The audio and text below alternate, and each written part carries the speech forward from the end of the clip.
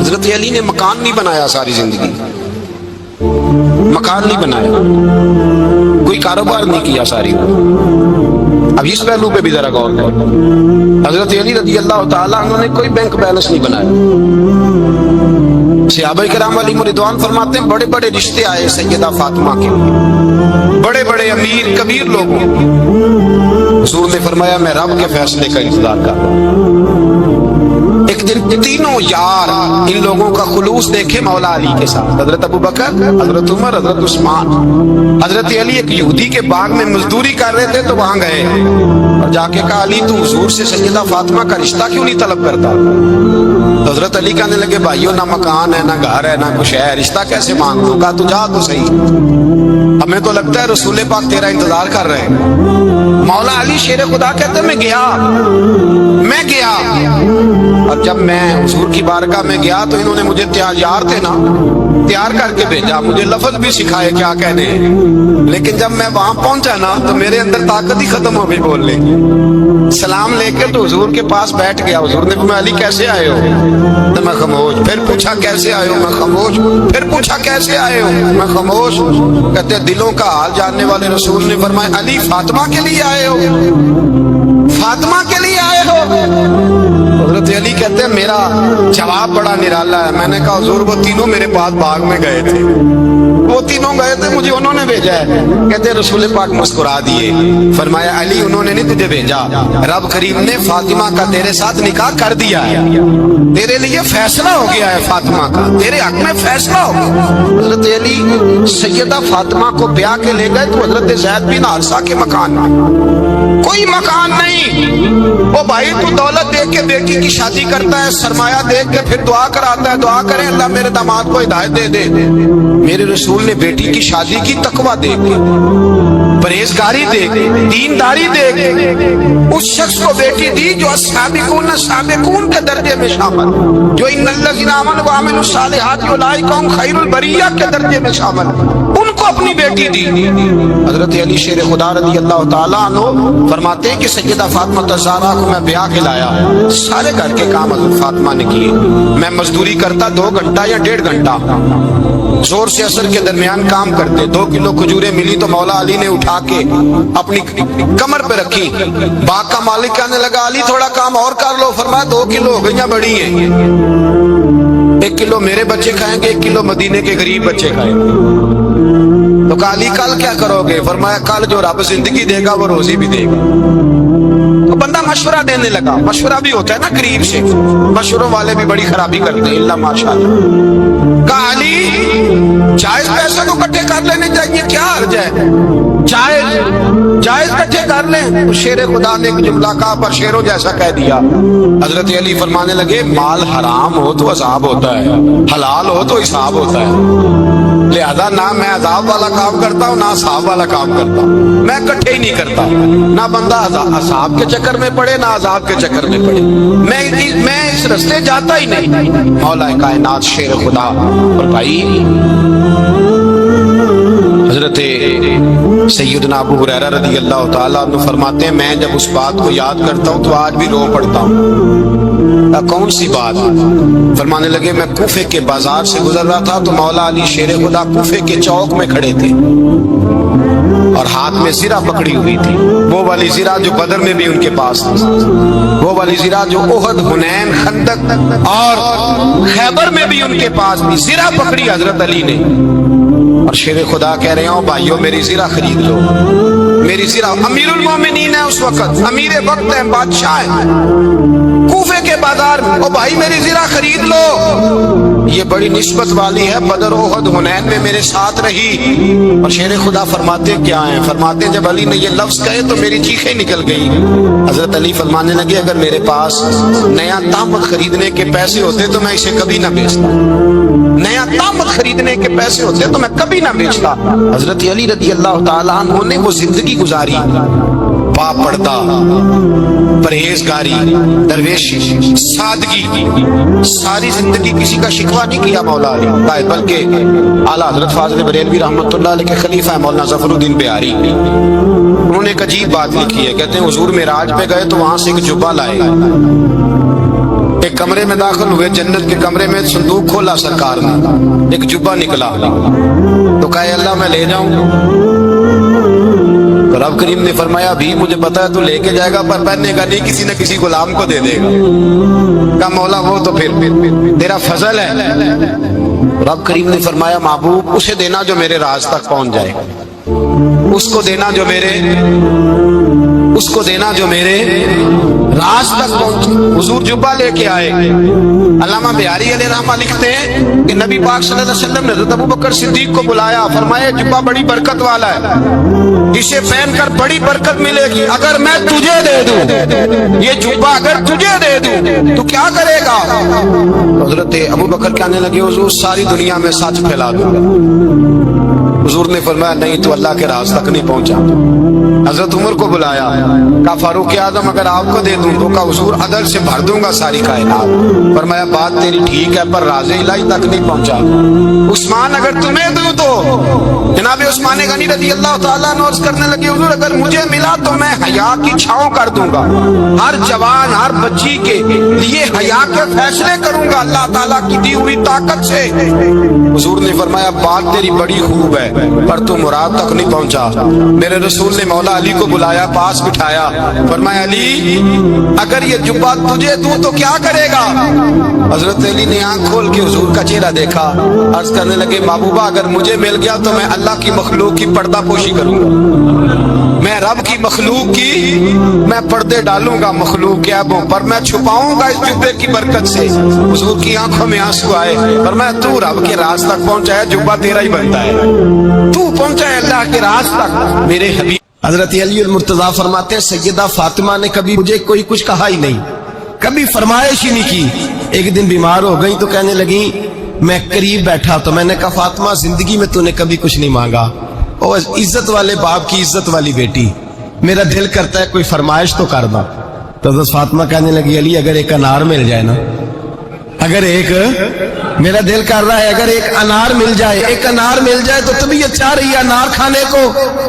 مولا علی شیر خدا فرماتے میں گیا ایک انار خریدا بازار سے، 1 دینار تھا میری جیب میں، انار خرید کے جب واپس پلٹا نا تو کہتے ایک بوڑھا شخص، ہونٹوں پہ کمزوری، آپ فرماتے ہیں میرے باپ دادا کی عمر کا، لڑکھڑاتے اس کے ہاتھ اور کہنے لگا علی میں بھوکا ہوں کئی دنوں کا۔ حضرت علی فرماتے ہیں میرے پاس بھی وہ 1 ہی دینار تھا جس کا انار آ گیا، کہتے میں نے اسی وقت وہ انار نکالا اس شخص کے ہاتھ میں رکھا، بوجھل قدموں سے جب میں اندر داخل ہوا نا تو پاک رسول کی پاک بیٹی، عزت والے نبی کی عزت والی بیٹی، صبر والے محبوب کی صبر والی بیٹی، کہتے ہیں جب میں نے اپنا قدم اندر رکھا دروازے کے تو فاطمہ نے میرا اترا ہوا چہرہ دیکھا تو کہنے لگی علی پیسے اللہ کے رستے میں دے آئے ہو، خیرات کر رہے ہو؟ حضرت شیر خدا رضی اللہ تعالیٰ عنہ فرماتے ہیں میں فاطمہ کی طرف دیکھا تو میں حیران ہو گیا، میں نے کہا فاطمہ تجھے؟ کہنے لگی مجھے یقین ہے آپ انار لینے گئے تھے، آپ نے خرید بھی لیا تھا، اور مجھے پتا ہے علی میرے ساتھ بے وفائی ہو ہی نہیں سکتی، یہ کسی سوالی نے مانگ لیا ہوگا، علی آ جا، مجھے انار کھانے سے وہ سکون نہیں ملا جو تو اللہ کے راستے میں دے آیا ہے تو سکون ملا ہے، کھانے سے نہیں ملا جو تیرے دینے سے ملا ہے۔ مولا علی کہتے ہیں صبر کر کے میاں بیوی بیٹھ گئے تو دروازے پہ دستک ہوئی، کہتا میں اٹھ کے دروازے پہ گیا تو حضرت سلمان فارسی دروازے پہ کھڑے تھے، انہوں نے نا 9 انار مجھے دیے، کہنے لگے نبی پاک نے بھیجے ہیں، یہ 9 انار ہے نبی پاک نے بھیجے ہیں۔ تو حضرت علی شیر خدا فرمانے لگے ہمارے نہیں کسی اور کے ہیں، ہمارے نہیں کسی پڑوسی کے ہیں، دائیں بائیں دیکھ لے، کہنے لگے نہیں تمہارے ہی ہیں، فرمانے لگے نہیں میرے ہوتے تو 10 ہوتے، اس لیے کہ اللہ فرماتا ہے من جاء بالحسنۃ فلہ عشر امثالھا، تم ایک نیکی کرو گے میں 10 کا اجر عطا کروں گا۔ فرمایا میرے ہوتے تو 10 پورے ہوتے، اللہ رسول نے بھیجے اور میرا یقین کمزور ہو سکتا ہے، میرے ہوتے تو 10 ہوتے، یہ 9 ہے۔ حضرت سلمان فارسی نے جیب میں ہاتھ ڈالا، 10واں بھی نکالا، کہا علی تیرے 10 ہی تھے، میں تو تیرا امتحان لے رہا تھا، 10 ہی تھے تیرے۔ یقین کی دولت زنجیریں کاٹ دیتی، یقین کی دولت انسان کو نواز دیتی۔ جب تو لڑکھڑاتا ہوا آیا ہے، میرے نبی پاک نے فرمایا یوں نہ کہا کر کے یا اللہ چاہے تو دے چاہے تو نہ دے، جب مالک سے مانگ تو کہا کر یا اللہ تجھی سے مانگنا ہے میں لے کے اٹھوں گا، تو مجھے دے گا. فرمایا جتنا تیرا یقین کامل ہوگا اتنا ہی اللہ تجھے جھولی بھر کے عطا فرمائے گا. کمزور سا مسلمان، لڑکھڑاتا سا مسلمان دیکھتا ہوں کرتا ہوں. اور یہ بھی نہ دیکھا کریں بھائی، ایمان یقین کو استقامت کے درجے پہ لیں. یہ نہ دیکھا کریں کہ وہ کیسے دے گا. وہ کسی وسیلے کا محتاج نہیں ہے، وسیلے کو پسند کرتا ہے، پر وسیلے کا محتاج وہ بغیر وسیلے کے بھی دے دیتا ہے. ہر آدمی ماں باپ کے ذریعے پیدا ہوتا ہے. اگر پیدا کرنا چاہے تو جناب عیسیٰ کو بغیر باپ کے پیدا کر دیتا ہے. اگر پیدا کرنا چاہے تو حضرت آدم کو بغیر ماں اور باپ کے پیدا کر دیتا ہے. جب یقین رکھے، یقین، قرآن مجید پڑھیے. حضرت موسیٰ علیہ السلام فرعون کے دربار میں کھڑے ہیں، چاروں جانب دشمن ہی دشمن ہے. جادوگر آ گئے، انہوں نے سانپ چھوڑے. حضرت موسیٰ کے ہاتھ میں ڈنڈا تھا. حضرت موسیٰ کہتے ہیں یا اللہ کیا کروں؟ تو اللہ تعالیٰ نے فرمایا اپنا سانپ پھینک دو. کہنا چاہیے تھا نا کہ یا اللہ ایک ہی تو شے ہے، اتنے سانپ ہے، بچانے کے لیے ڈنڈا ہے، وہ پھینک دوں. ڈنڈا پھینکا جاتا ہے، سانپ کو دیکھ کر کے قابو کیا جاتا ہے. یہ میرا اور آپ کا ذوق ہے نا، لیکن انبیاء کرام کا انداز ملاحظہ کیجئے میرے عزیزو. اللہ فرماتے ہیں ڈنڈا، اے موسیٰ ڈال دے اپنا عصا. پہلے نہیں فرمایا کہ سانپ بن جائے گا، فرمایا بس تو ڈال دے. میں اور آپ ہوتے ہیں تو سام سامنے ہے، ڈنڈا ہاتھ میں ہے، ہم کہیں گے عجیب بات ہے، یہی تو دفاع کی چیز ہے، اسی کو ڈال دوں تو بچوں گا کیسے؟ کہا ڈال دو. تو حضرت موسیٰ نے ڈال دیا. کہا میرے رب کا حکم ہے تو میرے لیے بہتر ہی ہوگا. اللہ فرماتے ہیں جب موسیٰ نے ڈالا تو میں نے اس ڈنڈے کو، اس عصا کو اژدہا بنا دیا. اب کبھی عصا بھی اژدہا بنے، کبھی چھڑی بھی بہت بڑا اژدہا بنی ہے. لیکن قرآن کہتا ہے جناب موسیٰ نے ڈالا تو اللہ نے اژدہا. بلکہ اس سے پیچھے چلیے، عورتیں کمزور یقین کی ہوتی ہیں نا. جناب موسیٰ پیدا ہوئے تو اللہ فرماتے ہیں میں نے موسیٰ کی ماں کے دل میں بات ڈالی. ماں کے دل میں صندوق میں ڈال کے تو اس کو دریا میں بہا دے. اور بھائی صندوق میں کہہ سکتے ہیں نا آکسیجن کیسے جائے گی؟ اور دریا میں بچے بچنے کے لیے ڈالے جاتے ہیں کہ ڈوبنے کے لیے ڈالے جاتے ہیں؟ ماں کے دل میں یقین کمزور نہیں تھا اماں کا. انبیاء کے ماں باپ موحد ہوتے ہیں، دین کو ماننے والے. ماں کے دل میں اللہ نے بات، اللہ قرآن میں کہتے میں نے وحی کی، میں نے القاء کیا، میں نے بات ڈالی. حضرت موسیٰ کی ماں کہتی ہے میں نے ڈال کے نا سمندر میں بیٹا، میں نے سمندر میں بیٹا ڈال کے صندوق میں بند کر کے رب کے حوالے کیا. آپ فرماتے ہیں میرے مالک کا بھروسہ کیا تو پھر میرے مالک کا کام دیکھو، کمال دیکھو. میں نے دریا میں ڈالا، اللہ نے فرعون کے گھر میں میرے بیٹے کی پرورش کرا دی. یہ یقین کہ حضرت موسیٰ کے پاس قوم آئی، قرآن پڑھیے. کہ جناب پانی چاہیے. وَإِذِ اسْتَسْقَىٰ مُوسَىٰ لِقَوْمِهِ، موسیٰ نے اپنی قوم کے لیے پانی مانگا. ہم نے کہا فَانْفَجَرَتْ مِنْهُ اثْنَتَا عَشَرَةَ عَيْنًا، اپنا ڈنڈا پتھر پہ مارو. عقل والا آدمی ہوتا تو اڑ جاتا، کہتا یا اللہ پتھروں سے بھی کبھی پانی نکلا ہے؟ اضرب بعصاک الحجر، مارو پتھر پہ ڈنڈا. اللہ کے نبی نے منٹ نہیں لگایا، ٹھا کر کے ڈنڈا لگایا. فَانْفَجَرَتْ مِنْهُ اثْنَتَا عَشَرَةَ عَيْنًا. اللہ فرماتے ہیں جناب موسیٰ نے ایک عصا مارا، میں نے 12 چشمے جاری کر دیے. تو لے تو اللہ کرتا ہے، اللہ کہتا ہے پڑھ نماز روزی دوں گا، کہتا ہے سوچتا ہوں. اللہ فرماتا ہے آجا مسجد میں تیرا ہو جاؤں گا، کہتا ہے دیکھتا ہوں. رب فرماتا ہے تو میرے محبوب کی غلامی کر، میں تجھے محبوب بنا لوں گا. تو کہتا ہے تھوڑا بڑا ہو کے داڑھی رکھنی ہے، ابھی سیانہ ہو کے میں ذرا سرٹیفکیٹ لے لوں اسرائیل سے کہ کتنے سالوں کے بعد آئیں گے، پھر شروع کروں گا. پروگرام بنا رہا ہے، ابھی تو ارادے میں ہے. اللہ کے پیغمبر کا ڈنڈا. اور اس سے زیادہ آگے بات ہو گئی. پیچھے فوج لگی ہوئی ہے فرعون کی، مجمع ہے، ہزاروں لاکھوں کا لشکر لے کے، تلواریں نیزے. فرعون پیچھے، آگے دریا آ گیا. حضرت موسیٰ علیہ السلام کھڑے ہیں، اب کدھر جائیں؟ اللہ پاک نے فرمایا مارو ڈنڈا. کہاں؟ پانی پہ ڈنڈا مارو. اب حضرت موسیٰ علیہ السلام پانی پہ ڈنڈا مارے تو پانی ابلے گا، اس سے زیادہ کیا ہوگا؟ پہلے پتھر پہ ڈنڈا مروایا تو پانی نکلا، اب پانی پہ ڈنڈا مروایا. فَإِذْ فَرَقْنَا بِكُمُ الْبَحْرَ فَأَنْجَيْنَاكُمْ وَأَغْرَقْنَا آلَ فِرْعَوْنَ. اللہ فرماتے ہیں موسیٰ نے پانی پہ ڈنڈا مارا تو میں نے پانی میں رستے بنا دیے. ایک جگہ ڈنڈا مارا تو پانی نکل آیا، دوسری جگہ عصا مارا تو پانی خشک ہو گیا. 12 چشمے بن گئے، 12 رستے بن گئے دریا میں سے. حضرت موسیٰ علیہ السلام گزر گئے اور اللہ فرماتے ہیں فرعون بھی آیا تو اسے میں نے غرق کر دیا اور وہ کھڑا دیکھتا ہی رہ گیا کہ بنا کیا ہے. یہ تو بات ہے حضرت موسیٰ کی. میرے مصطفیٰ کے غلام حضرت سعد بن ابی وقاص قادسیہ کی جنگ کے لیے نکلے، رستے میں دریائے نیل آ گیا۔ حضرت سیدنا سعد بن ابی وقاص اب کہاں سفر طے کر کے آئے، اسے کہتے ہیں پتہ ہی نہیں تھا کہ دریا آ جائے گا، اب دور دور تک پل کوئی نہیں۔ صحابہ کہتے ہیں دشمن للکار رہا، حضرت سعد بن ابی وقاص دریا کنارے کھڑے ہوئے، ایمان، یقین اور استقامت، ڈٹ گئے، کہنے لگے او دریا، اگر تو حضرت موسیٰ کی نافرمان قوم کو رستہ دے سکتا ہے، محمد عربی کے وفادار نوکر ہیں، ہم تو رسول اللہ کے ماننے والے ہیں، دشت تو دشت ہے، دریا بھی نہ چھوڑے ہم نے، بحر ظلمات میں دوڑا دیے گھوڑے ہم نے، فرمایا چھوڑ رستہ۔ صحابہ کہتے ہیں اس وقت ہم نے نعرے لگائے جب دریا نے رستہ ہی چھوڑ دیا۔ کہتے ہیں پھر اللہ رسول پر ہم ذکر کرنے لگے، درود پڑھنے لگے، دریا سے رستے بن گئے۔ فرماتے ہیں 10,000 کا لشکر گزر گیا، اس پار جب گیا نا تو حضرت سعد بن ابی وقاص نے پھر مجمع پہ نظر ڈالی، فرمایا کسی کی کچھ ہے تو نہیں رہ گئی پانی میں، کوئی دریا میں چیز تو نہیں رہ گئی۔ ایک صحابی کہنے لگے میرا مٹی کا پیالہ رہ گیا ہے۔ یار ذرا دیکھیے انداز دیکھیے، مٹی کا پیالہ، او یار چھوڑ پڑا، مٹی کا پیالہ کیا ہوتا ہے، اب تو مٹی کے پیالے کی بات کرے گا، چھوڑ دے، کیا کرتا ہے؟ اس نے کہا پیالہ میرا رہ گیا ہے۔ حضرت سعد بن ابی وقاص کہنے لگے کیوں ہمارا پیالہ رہ جائے، ہم رسول اللہ کے نوکر ہیں۔ ایمان، یقین اور استقامت کی دولت، پھر دریا کی طرف دیکھا، کہنے لگے چل یار ہمارا پیالہ بھی واپس کر دے۔ صحابہ کہتے ہیں دریا کی لہر آئی اور پیالہ بھی واپس کر گئی۔ اور میرے بھائی جب ایمان کی دولت، یقین کی دولت، اعتماد کی دولت، جو بابا کہتا ہے نا کہ معاذ اللہ تعالیٰ الو کا خون لے آؤ اور شیر کی کھلڑی لے آؤ، میں کالا پیلا نیلا جادو کروں گا، اس پر لوگ دوڑ کے جاتے ہیں، 50-60 ہزار روپیہ بھی دے آتے دوڑ کے۔ اور اگر کہا جائے کہ مسجد آؤ 4 رکعت نماز پڑھو، حاضری دو مسجد کی، تو کہتے ہیں معرفت والے ہیں، معرفت والے نمازیں نہیں پڑھتے، وہ کون سی معرفت ہے؟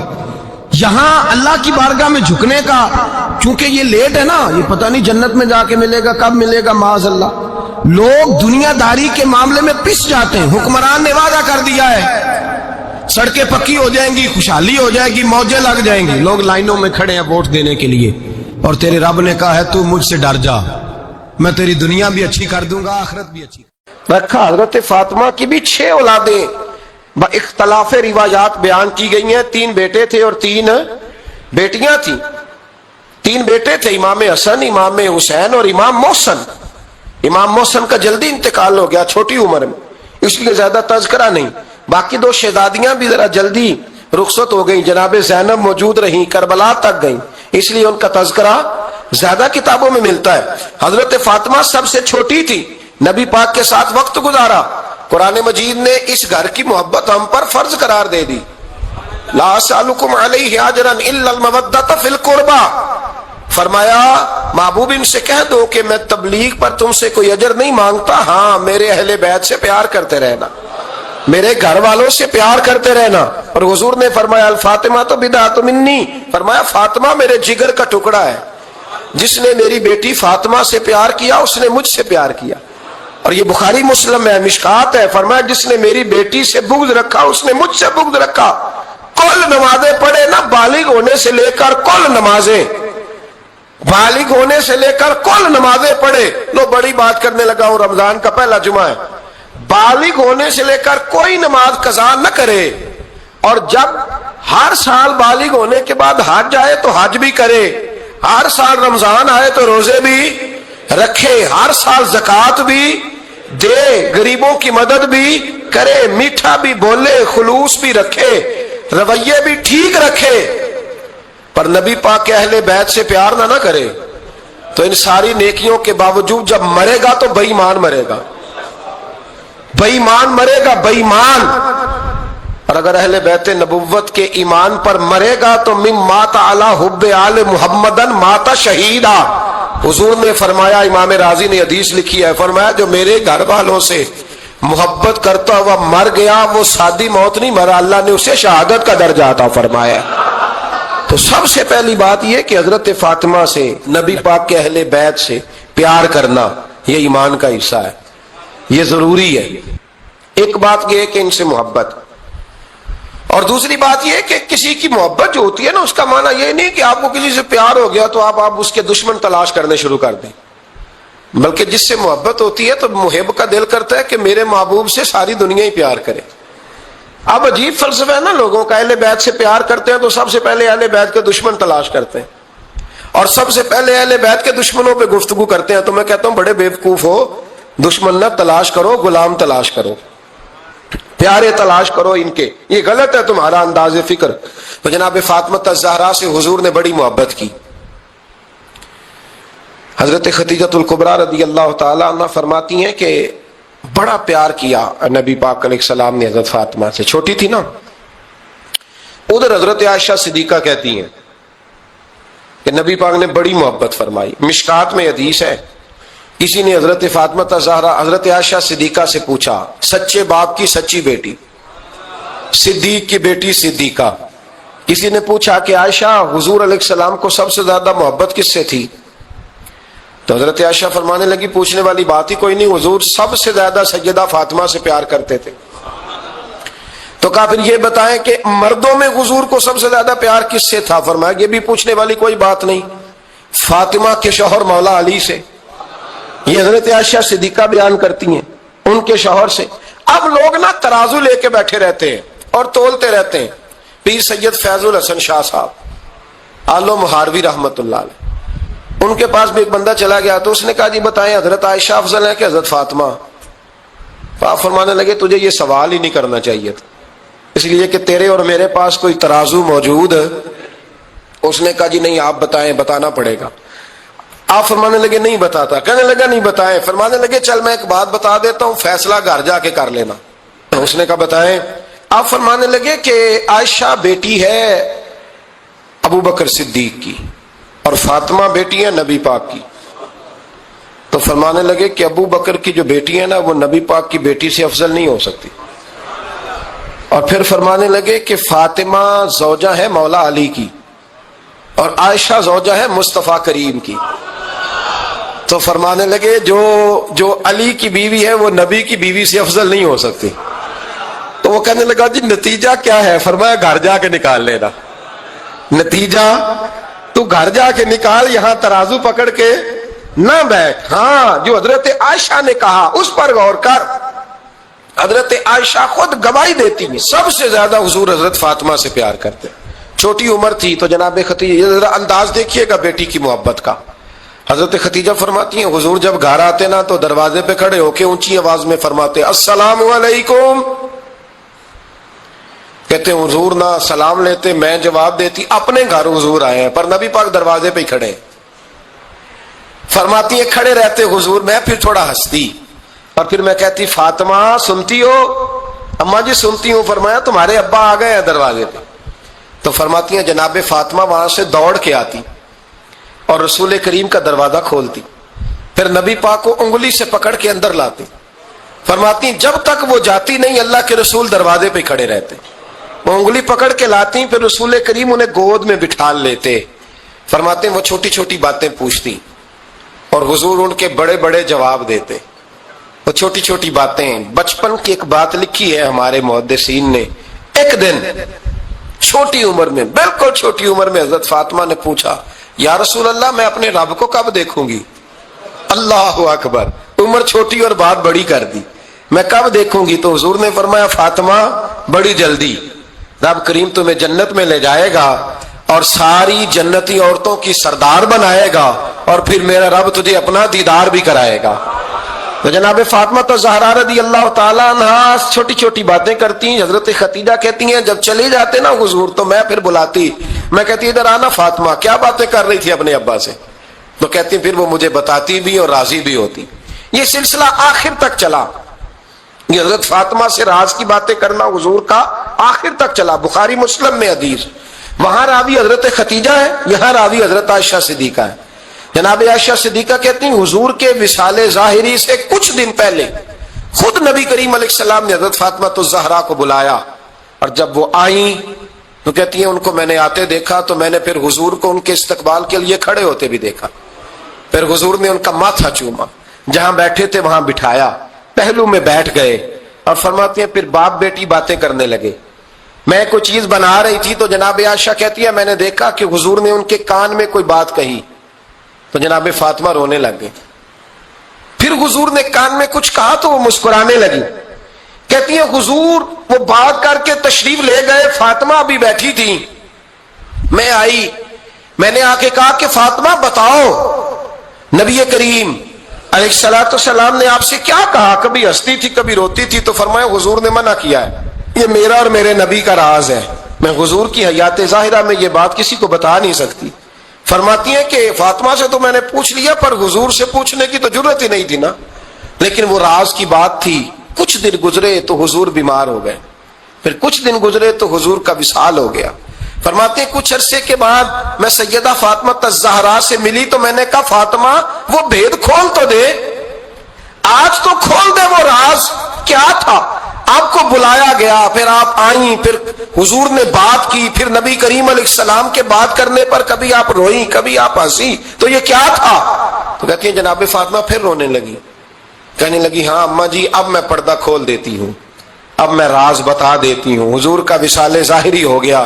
فرمانے لگی مجھے حضور نے بلایا اور میرے کان میں فرمانے لگے فاطمہ وقت تھوڑا رہ گیا ہے, اب تیرے والد نے جانے کا پروگرام بنا لیا ہے, اب نہ ٹائم آ گیا ہے بچھڑنے کا. فرماتی ہیں جب میں نے یہ بات سنی تو میں رو پڑی, حضور آپ بچھڑ جائیں گے. کہتی ہے میں روئی. ذرا حدیث کے جملوں پہ غور کرنا. ماتی تھوڑی دیر گزری تو حضور نے میرے کان میں کہا فاطمہ پتر رو نا, بیٹے رو نا, میرے جانے کے بعد جو سب سے پہلے میرے پیچھے آ کے مجھے ملے گی نا بیٹی وہ تو ہی ہوگی. اللہ کرے میں سمجھا سکوں آپ کو بات. جب کہا نا کہ میں وصال کروں گا تو رو پڑی, اور جب کہا نا میرے بعد تیرا بھی جلدی وصال ہو جائے گا تو حضرت فاطمہ نے ہنسنا شروع کر دیا. کیا پیار ہے میرے محبوب علیہ الصلوۃ والسلام کے ساتھ جناب فاطمہ کا. ان کے وصال کی خبر سنی تو رو پڑی اور اپنے کی سنی تو ہنس پڑی. اور پھر حضور نے کہا فاطمہ تجھے یہ بھی پتا ہے نا کہ اللہ تجھے جنتی عورتوں کا سردار بنائے گا, یہ بھی تجھے پتا ہے. تو جناب فاطمہ الزہرا کے ساتھ شروع سے لے کر آخر تک میرے رسول کریم علیہ السلام کی محبت رہی, پیار رہا. اور جناب فاطمہ کا جو حضور سے پیار تھا, ایک ہے باپ کا شفقت کرنا اور ایک ہے بیٹی کا پھر اپنے باپ سے, بولیے, یہ بیٹیاں جو ہوتی ہیں نا ان کا بھی رویہ کو انوکھا ہوتا ہے ساری دنیا سے, انوکھا. میں کبھی کبھی کچھ ایسی باتیں کرنے کو دل کر جاتا ہے کہ جو کر گزرتے ہیں. ایک صاحب مجھ سے ایک دن کہنے لگا حضرت صاحب بڑی مشکل میں ہوں اور اتنا کٹھن وقت آ گیا ہے کہ کوئی حال ہی نہیں. میں نے ان سے کہا کہ اپنی اماں سے دعا کراؤ, مسئلہ ٹھیک ہو جائے گا. کہنے لگا اماں تو انتقال کر گئی. تو میں نے کہا بہن سے دعا کراؤ. کہنے لگا بہن دور رہتی ہے. تو میں نے کہا پھر بیٹی سے کرا لو. آپ یقین کریں اللہ کے گھر میں بیٹھا ہوں, رمضان کا مہینہ مجھے تیسرے دن ملا. کہنے لگا حضرت صاحب الحمدللہ اللہ نے میری مشکل آسان کر دی. کہنے لگا یہ نسخہ آپ نے بڑا عجیب بتایا, پیر تو اس قسم کی باتیں نہیں نہ بتاتے. پیروں نے تو آپ کو پتا ہے دعائیں قید کر کے رکھتے, صرف ہماری قبول ہونی ہے. کہنے لگے ہم ان کا میرے ساتھ ارادت کا رشتہ ہے. کہنے لگے آپ کس طرح کے پیر ہیں کہ آپ نے مجھے پلٹ کے کہہ دیا کہ اماں سے, بہن سے, بیٹی سے. تو میں نے کہا اصل بات یہ ہے کہ میں کبھی تھکا بھی ہوتا ہوں, کبھی کسی رنگ میں بھی ہوتا ہوں, اور کئی دفعہ اب تو یہ حال ہو گیا ہے کہ رونا آئے بھی تو روتے نہیں کہ لوگ تماشا نہ سمجھے. کئی دفعہ آنسو چھپانے بھی پڑتے ہیں کہ لوگ اس کو اداکاری اور فنکاری ہی نہ سمجھنے لگ جائے. تو میں نے کہا یہ جو بیٹی ہوتی ہے نا, یہ جو بہن ہوتی ہے, یہ جو ماں ہوتی ہے, اس کو اشارتاً بھی آپ کان میں کہہ دینا مشکل میں ہوں تو یہ رات کو رو رو کے مصلی بھگو دیتی. یہ رو رو کے دعا مانگتی ہے بیٹے کے لیے, بھائی کے لیے, باپ کے لیے. اس کا رنگ ہر بیٹی پیار کرتی. اور یقین کریں کہ کلیجہ ٹھنڈا ہو جاتا ہے جب بیٹیاں چھاتی پہ لیٹتی ہیں, تو لطف آتا ہے کہ اللہ کریم نے اس ننھی سی کلی میں کیا ٹھنڈک رکھی ہے کہ سارے دل کا جو ہے بوجھ اس نے ہلکا کر دیا. تو بتائیے پھر میرے نبی پاک کی شہزادی کی حضور سے محبت کتنی ہوگی. چھوٹی سی عمر تھی حضرت فاطمہ کی جب حضرت ختیجہ وصال کر گئی. تو کسی نے کہا فاطمہ سب سے پہلے گھر سے کب نکلنا ہوا؟ تو بخاری مسلم میں حدیث ہے, اللہ کے نبی نا بیت اللہ شریف کے سامنے سجدے میں تھے تو ابو جہل کو شرارت سوجھی, شرارت. اس نے کچھ لوگوں سے کہا، عقبہ بن نبی معیط تھا، کچھ اور لوگ تھے، کہنے لگا میں ابھی رستے سے گزرا ہوں تو وہاں کسی نے اونٹ ذبح کیا ہے، تو اونٹ کی اوجڑی، آپ نے اوجڑی دیکھی ہے نا، جانور کی اوجڑی بڑی وزنی ہوتی ہے، اس میں گندگی ہوتی، اونٹ کی اوجڑی بڑی وزنی ہوتی تھی، کہنے لگا وہاں اونٹ کی اوجڑی پڑی ہے، وہ دیکھو نبی پاک معاذ اللہ سجدے میں ہے، تو معاذ اللہ ثم معاذ اللہ وہ اونٹ کی اوجڑی اٹھاؤ حضور کی گردن پہ رکھ دو۔ تھوڑا سا مشکل سے جمعہ پڑھنا پڑ جائے نا۔ ایک شمون نام کے بزرگ تھے، بنی اسرائیل سے تعلق تھا، بڑی عبادت کرتے تھے، 1000 سال عبادت فرمائی، ساری رات نفل پڑھتے، سارا دن روزہ رکھتے، اور پھر روزہ رکھ کے تو کافروں سے جہاد کرتے، ساری زندگی جہاد میں گزاری، جس جنگ میں گئے اللہ نے فتح عطا فرمائی۔ یہ ذرا سوچئے کہ جس کا تذکرہ میرے نبی پاک فرما رہے ہیں وہ کتنا بڑا آدمی ہو۔ ولی اگرچہ بنی اسرائیل کے تھے لیکن اتنا زبردست ان کا جہاد کرنے کا طریقہ تھا، بڑا جہاد کیا، پڑی انہوں نے، کافر بڑے پریشان تھے کہ بندہ قابو نہیں آتا، بڑی دور تک بات گئی، بڑی جد و جہد کی، لیکن حضرت شمون علیہ الرحمہ بنی اسرائیل کے ولی تھے، قابو نہ آئے، آخر ان کی بیوی کو خریدا، اور یہ ایک تو مثالیں امیریوں کی آ گئی ہیں، خامد بھی بکتے ہیں، یاد رکھ، بھائی بھی بکتے ہیں، اللہ ماشاءاللہ جب کوئی بکنے پہ آتا ہے تو پھر وہ اپنے معیار کو قائم نہیں رکھتا، پھر لوگ گر جاتے ہیں معیار سے۔ بیوی کو خریدا، کہنے لگے تو نے اس کے ساتھ رہ کے کیا وقت گزارا ہے؟ کہنے لگی کوئی سکھ نہیں پایا، ایک وقت روٹی ایک وقت کی بھوک، درویشی کا درس دیتا ہے، کچھ بھی نہیں ملا۔ حضرت شمون علیہ رحمہ کی بیوی جب خریدی گئی، کہنے لگے جب یہ چونکہ یہ کم سوتے ہیں اور جتنی دیر سوتے ہیں گہری نیند سوتے ہیں، جب گہری نیند سو جائے تو رسیوں کے ساتھ جکڑ دینا، امام غزالی علیہ رحمہ نے اس کو لکھا ہے، رسیوں کے ساتھ جکڑ دیا بی پی نے، حضرت شمون اٹھے نہ تو اپنے آپ کو رسیوں سے بندھا ہوا دیکھا، اللہ اکبر کہا، جب اللہ اکبر کہا تو ساری رسیاں ٹوٹ گئی۔ بیوی سے کہنے لگے تو نے کیوں باندھا؟ اس نے پھر دھوکہ دیا، کہنے لگی ہر جنگ میں لوگ آ کے بتاتے تھے تیرا خامن بڑا دلیر ہے، میں نے کہا میں بھی دیکھوں کتنا دلیر ہے، سارے آئے، ایک نیا رنگ، ایک نیا روح، ایک نیا طریقہ، تو میں نے تو آزمایا ہے، اور یہ تو چھوٹی چھوٹی رسیاں تھی۔ آپ فرمانے لگے چلو ٹھیک ہے، اگر تو نے آزمایا ہے تو پھر دیکھ بھی لیا ہے۔ کچھ دنوں کے بعد اس نے زنجیروں سے باندھ دیا، لوہے کی زنجیروں سے، اٹھے تو بندھا ہوا پایا، اللہ اکبر کا تو زنجیریں بھی ٹوٹ گئی۔ فرمانے لگے یہ تو نے کیا کیا؟ کہنے لگی دیکھنا چاہتی تھی، کچی رسیاں تو توڑ دیتے ہو، زنجیریں بھی ٹوٹتی ہیں کہ نہیں؟ ہاں بھائی ٹھیک، آ کے لوگ بتاتے ہیں تو واقعی دلیر ہے، ہر جنگ میں کامیاب ہوتا ہے۔ اب قریب بیٹھنے لگی، کھانا اپنے ہاتھوں سے کھلانے لگی، فریب کرنے لگی، دھوکہ دینے لگی، کہنے لگی بتاؤ تو صحیح طاقت کا راز کیا ہے؟ مومن نرم دل ہوتا ہے، ایک دفعہ کوئی مسکرا کے پاس آتا ہے تو سمجھتا ہے کہ شاید یہ میرا خیر خواہ ہے، اس لیے مومن دھوکے کھاتے ہیں، دھوکے دیتے نہیں۔ جب اس نے محبت کے لب و لہجے میں بات کی تو جناب شمون کہنے لگے اور تو میں کسی چیز سے قابو نہیں آ سکتا، بال ان کے لمبے لمبے تھے، بیٹھتے تھے تو نیچے بال آتے تھے، ہماری شریعت میں جائز نہیں، نبی پاک صلی اللہ علیہ وسلم نے زلفے کانوں تک کی اجازت دی ہے، کندھوں تک کی اجازت ہے، کندھوں سے نیچے بال آئے تو حرام لکھا ہے اعلیٰ حضرت، کندھوں سے نیچے جائز نہیں۔ ان کے بال بڑے لمبے تھے، بیٹھتے تھے تو نیچے دب جاتے۔ حضرت شمون کہنے لگے مجھے دنیا کی تو کوئی طاقت نہیں باندھ سکتی، ہاں میرے بالوں سے مجھے باندھ دیا جائے تو پھر نہیں میں اٹھ سکتا۔ بس اس کے ہاتھ بات آ گئی، اس نے کھانا بھی کھلایا، اس نے بستر بھی بچھا کے دیا، پیر بھی دبائے، جب سو گئے تو اس نے ان کے بالوں سے انہیں باندھ دیا اور کافروں کو جا کے بتایا کہ آج نہیں کھل سکے گا۔ جب اٹھے تو بندھا ہوا دیکھا، بیوی کی طرف دیکھا، اور تجھے خیال نہیں آیا کھول دے؟ کہنے لگی ساری زندگی غربت دی تو نے، یہ دیکھ مجھے ہیرے ملے ہیں، کنگن ملے، یہ دیکھ میرے کانوں میں ہیرا، سونا، چاندی، ہر چیز، چل جا، تیرا کیا کرنا ہے؟ ساری رات عبادتیں، سارا دن تو ذکر فکر اور جہاد میں گزار دیتا۔ دھوکہ دیا۔ ان کافروں نے آ کے ستون کے ساتھ چارپائی اٹھائی اور ستون کے ساتھ کھڑی کی، پھر رسیوں اور زنجیروں سے باندھا، اللہ کے ولی کا سب سے پہلے ناک کاٹا، پھر تلوار کے ساتھ کان کاٹے، پھر آنکھیں نکالی۔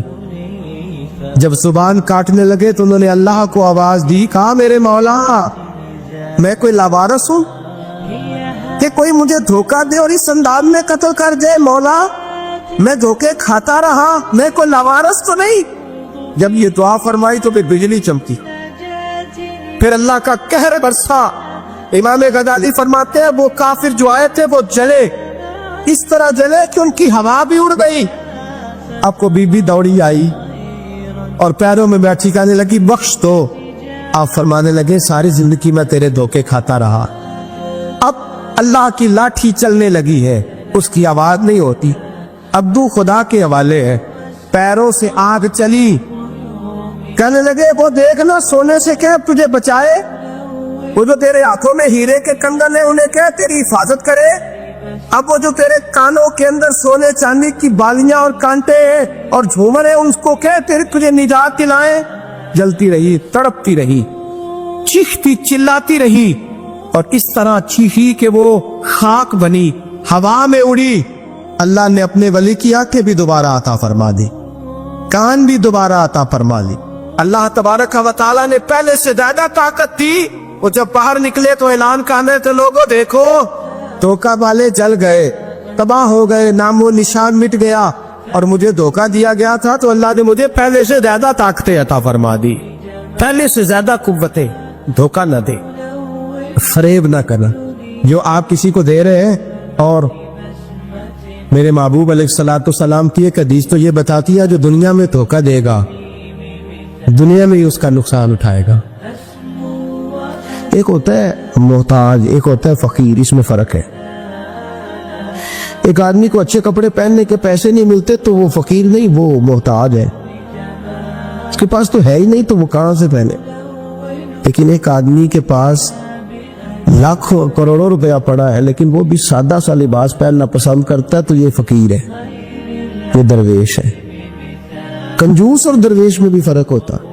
ایک آدمی اس کا پیسے لگانے کو دل ہی نہیں چاہتا, خرچ ہی نہیں کرنا چاہتا, وہ بخیل ہے, کنجوس ہے.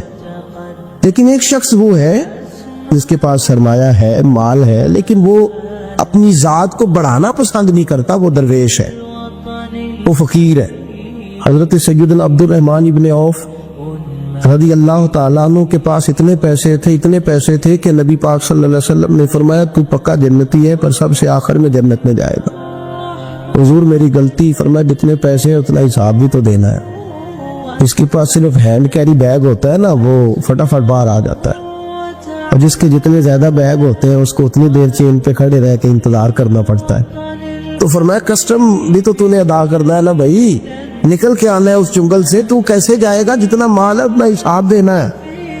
تو حضرت عبد الرحمن ابن عوف بڑے مالدار تھے, 80 ہزار درہم تو آپ کے انتقال کے بعد آپ کی ازواج کے حصے میں آئے تھے. اتنے تگڑے مالدار تھے, اور دینے کا انداز یہ تھا کہ اپنی بیوی اور بچوں کو کھلی چھٹی تھی, کہتے تھے جو جس کا دل کا ہے کھاؤ, ایک دن میں 5 الگ الگ کھانے بھی تم پکانا چاہو تو تمہیں اجازت ہے. کنجوس نہیں تھے, بخیل نہیں تھے, لیکن خود جب کھانا کھاتے تھے تو دال کو پیس کر شوربہ بنا کر اس میں روٹیاں بھگو کے کھاتے تھے. تو لوگ پوچھتے کہ جناب ہمارے لیے سارا کچھ ہے, بخیل بھی آپ کوئی نہیں, مالدار بھی, یہ کیا کر رہے ہیں؟ تو فرماتے تھے سرید کھا رہا ہوں, یہ کھانا میرے محمد کی سنت ہے صلی اللہ علیہ وسلم. فرمایا یہ کریم کا طریقہ ہے, میں وہ طریقہ, میں فرض محبت ادا کر رہا ہوں, کسی کی ادا کو ادا کر رہا ہوں. یہ میرا انداز ہے, میری ذات کے بارے میں میرا یہی انداز ہے. سرکہ کھا رہے تھے تو بیٹے نے کہا ابا جی آپ کیوں کھا رہے ہیں, کتنے دن ہو گئے آپ نے بھنا ہوا گوشت نہیں کھایا تو کھائیں. فرمانے لگے بیٹے کل لقمہ اٹھایا تھا گوشت کھانے کو تو مجھے اپنے نبی کا فقر یاد آ گیا, مجھے رسول رحمت صلی اللہ علیہ وسلم نے وہ جو مہینہ کھانا نہیں کھایا وہ یاد آیا ہے. تو حضور کی وہ چیزیں مجھے ان اعلیٰ غذاؤں میں مبتلا ہونے نہیں دیتی, تمہیں اجازت ہے. تم بھئی بادشاہی میں فقیری, آج لوگوں کے پاس اتنا کچھ ہوتا نہیں جتنا کچھ وہ اپنے آپ کو دکھانا چاہتے, دکھانے کا معاملہ ہو گیا, بلکہ قرض اٹھا کے لوگ اپنے آپ کو بڑا کر کے پیش کرتے, حالانکہ ایسا ہوتا نہیں. اسلام فقیری, بادشاہی میں فقیری. میرے رسول پاک صلی اللہ تعالی علیہ وسلم کی ایک حدیث ہے, اگر آپ اس کو سمجھ جائیں تو بہت ساری چیزیں جو ہیں ویسے کھل جائیں گی. ایک صحابی نے کہا حضور میرے جسم کو سکون نہیں, وجود کو سکون نہیں, ظاہری وجود کی بات کی تو حضور نے فرمایا ازہد فی الدنیا فریح القلب والجسد, فرمایا دنیا سے دل دور کر لے, ازہد فی الدنیا, دنیا میں زہد کٹھا کر لے, دنیا داری سے ذرا اپنے دل کو دور کر, اللہ تیرے وجود کو بھی سکون عطا کرے گا اور تیرے دل کو بھی سکون عطا فرمائے گا. دنیا داری ازہد فی الدنیا, ذرا ہٹ لا دنیا سے, ہٹ ذرا, اللہ تیرے دل کو بھی سکون دے دے گا اور تیرے جسم کو بھی. اللہ سکون, راحت, فرحت, فریحاً فی القلب کے لفظ حدیث میں آئے, فرحت دے, فرحت کا معنی خوشی, تسلی, تازگی اللہ عطا فرمائے گا جب تو اپنے آپ کو تھوڑا دنیا سے بچائے گا. عزیزو بڑا شوق ہے, ہم دیکھتے ہیں پروٹوکول کا بڑا رنگ ہے, بڑا پروٹوکول ہے لوگوں کا, 2 گاڑیاں آگے 2 پیچھے, بندہ ایک بیٹھا ہے, وہ سمجھتا ہے کہ وہ جو یہ زندگی ہے یہ تو شاید کسی کو اور میسر ہی نہیں. اور میں اکثر میں دیکھتا ہوں, میں کہتا ہوں یار کیسا عجیب شخص ہے, جن پولیس والوں کا اس نے پروٹوکول پہ لگایا ہے نا, حکومت ختم ہوگی تو یہی پکڑ کے اسے جیل میں ڈالیں گے, لیکن یہ خوش ہے. حضرت ابو علی قلندر رحمت اللہ تعالیٰ علیہ کا ایک درویش تھا, تو وہ سڑک سے گزر رہا تھا, علاء الدین خلجی کا زمانہ تھا. علاء الدین خلجی بہت بڑے حکمران ہوئے متحدہ ہندوستان کے, پاکستان, ہندوستان, افغانستان, سب پہ ان کی مشترکہ حکومت. تو ان کا ایک گورنر روڈ سے گزرنا تھا, اس نے تو سپاہی جو تھے وہ رستے صاف کرا رہے تھے, تو ایک بزرگ تھے حضرت ابو علی قلندر کے مرید تھے, خلیفہ تھے, تو وہ بھی روڈ پہ گزر رہے تھے, تنے تنہا, ہاتھ میں چھڑی پکڑی ہے, تنے تنہا گزر رہے ہیں. تو کہنے لگے بابا جی سائڈ پہ ہو جائیں, گورنر صاحب نے گزرنا ہے. تو فرمانے لگے اتنی سڑک پڑی ہے, گزر جائے گا کہ مجھے سائڈ پہ کر کے گزر جائے. انہوں نے کہا نہیں آپ کی مہربانی ہٹ. میں کہا بھائی میں کیوں ہٹوں, وجہ اس کی اتنا رستہ ہے, گزر جائے, میں بوڑھا آدمی ہوں, تم مجھے سائڈ پہ کرو گے, پھر رستہ ڈھونڈتا پھروں گا. کہا بابا تیری مہربانی ہٹ جا, نگاہ فقر میں شان سکندری کیا ہے, اور خراج کی جو گدا ہو وہ کیسری کیا ہے. اس نے کہا میں اس کو کیا سمجھتا ہوں, بادشاہ ہوگا تو گھر ہوگا, میں اسے کیا سمجھتا ہوں, اور میں ناراض نہ ہوئیے گا, امیروں کو خراب غریبوں نے کیا ہے, بڑوں کو خراب چھوٹوں نے کیا. اگر ہم گاڑیوں کے آگے پیچھے بھاگنا چھوڑ دیں تو لیڈر سیانے ہو جائیں, یہ ہمارے نعرے تباہی کرتے, ہم نہیں سمجھتے کہ ہم کتنا نقصان کرتے. نگاہ فقر میں شان سکندری کیا, خراج کی جو گدا ہو وہ کیسری. اقبال کہتے ہیں کہ وہ تو بڑے فقیر ہیں, ان کو تم بادشاہ سمجھتے ہو, تمہارا ٹیکس نہ ملے تو ان کی حکومت نہیں چلتی. تو خراج کی جو گدا ہو وہ کیسری کیا. خیر حضرت ابو علی قلندر رحمت اللہ علیہ کے وہ درویش جو تھے نا, وہ روڈ پہ کہا بابا جی ہٹ جائے. کہنے لگے نہیں ہٹتا. انہوں نے بازو پکڑ کے نا بابا جی کو ذرا زور لگانا چاہا تو بابا جی نا آلتی پالتی مار کے, چوکڑی مار کے تو زمین پہ بیٹھ گئے. کہنے جو اٹھایا جاتا ہو تو اٹھا لو.